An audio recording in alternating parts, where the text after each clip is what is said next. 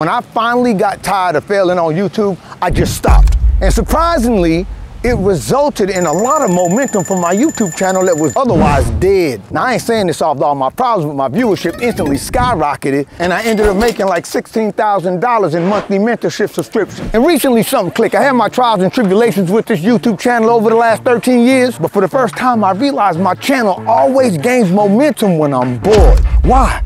I'm about to explain. This ain't one of them YouTube strategy videos, you heard me? So don't go subscribing to this channel unless you're trying to level up in all aspects of life and don't mind hearing it from a hood. This is really about how boredom is helping me crack the code for my YouTube channel. One of the biggest mistakes new YouTubers make, I was trying everything I saw in every how-to YouTube video, and all I really did was create more work for myself. I learned this a few years ago when my son was born, and I decided I was gonna retire from my day job and become a full-time YouTuber. Now, I knew that YouTube might not be able to pay me as much as my day job, but I figured that if I did it right, I could make enough money to pay my bills and spend more time at home with my newborn. So my plan was to build my presence on YouTube and gradually transition into a full-time content creator. This way I could make my own schedule, call my own shots like 50 in them, but I wasn't being very effective. I lacked strategy, organization, and focus. But what made it worse was the YouTube kryptonite that'll kill any channel. I was out of touch with my audience. I really had no clue who I was making videos for, and who I thought they was all wrong. And as expected, I got laid off from my day job, and I hadn't really made much progress on YouTube and couldn't find work. I was freer than the mouth on a basketball wife, you heard me? I hadn't worked in over a year, but my expenses didn't give a f. Suddenly I was eating through my emergency fund. I can't front. That's some scary shit. I started desperately looking for work, but for some reason, the market was so tight I couldn't even get a hand job. Yet my failing YouTube business had me busier than I'd ever been before, but I saw no progress, no revenue, no light at the end of the tunnel. I started wondering if this YouTube thing was just a pipe dream, and maybe I was letting my pipe dream lead me and my family down to the po house. Was all these content creators lying about their success just to sell courses and other digital products? Was I led astray? As I was rushing off to the studio one morning, my old lady said, "Don't go to work, you need to go to a park, sit your ass down and think." So that's exactly what I did. I bricked my phone for a few hours and just sat looking at the intercoastal. That shit was like taking a magic pill. The clarity that came from just being off grid for a few hours, it quickly hit me that I lacked guidance and needed a YouTube mentor. I found one, and he put me up on game for a price. Now that I had a better idea how YouTube actually works, I got back to making content with higher production value. I put way more time into my editing and graphics, and guess what happened? Not a damn thing.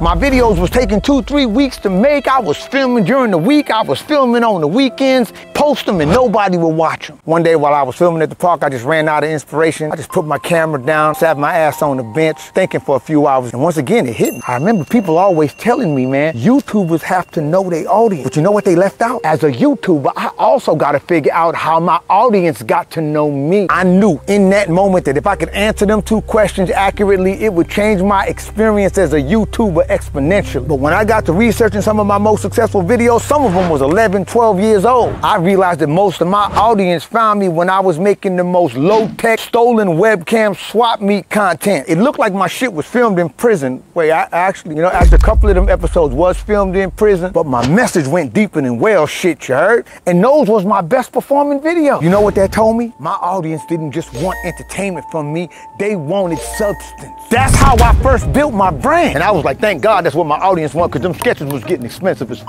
I needed to simplify my process, and don't get me wrong, I love making them high-tech videos with all the special effects and the bells and the whistles, but they took too long to make and they didn't result in high views or high engagement. Another gem that hit me while I was bored. I realized that even though I had a team, I wasn't really delegating to my team because of my control issues that stemmed from not feeling safe in my childhood. I also realized that because of my committophobe tendencies, I wasn't giving myself deadlines. Remember this, deadlines is actually lifelines. Bars, they give you checkpoints and milestones to aspire to. Man, I left the park that day feeling freshly inspired like an inmate walking out the commissary with a new pack of briefs, you heard? My next video blew up. I went from my last video having about 1,700 views at the time to my new video having 79,000. Some of the most viewed moments throughout my videos was when I showed more vulnerability and shared stories about my personal experiences. Like when I was 13 and my uncle tried to put his finger in my asshole while I was asleep. I also noticed that when I give too much fat factual data, people tune out. So I save that stuff for my monthly mentorship deep dives, you heard me? You can learn more about my monthly mentorship in the description. Here's what I realized. Every time I sit still for a few hours off grid, I come up with something that helps me move forward. I've been taking in all this YouTube advice for years. I paid real money to a YouTube mentor who was giving me some of the deepest YouTube advice I'd ever heard. But until I made boredom part of my weekly work schedule, I didn't know how to apply any of this information. How crazy is that? Matter of fact, let's just be real. Noise is just unprocessed information. Bars. How many times have you heard something jolting, but the minute you saw what it was, you was able to put it into context, identify that it wasn't a threat, and it became information.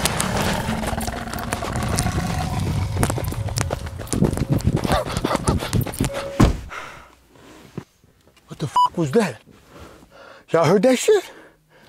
Man, my creativity, my clarity, my biggest breakthroughs come when I'm bored every time. I like to say boredom is the currency of the fulfilled. Bars! Like I said, don't go subscribing to this channel if you're looking for YouTube advice, because that's not really what I do. And speaking of boredom, this video right here is full of life-changing challenges for your ass. If you want me to hook you up with my mentor, you could text me at 954-228-8380. He on that other level. Subscribe to my dad's channel. Bars!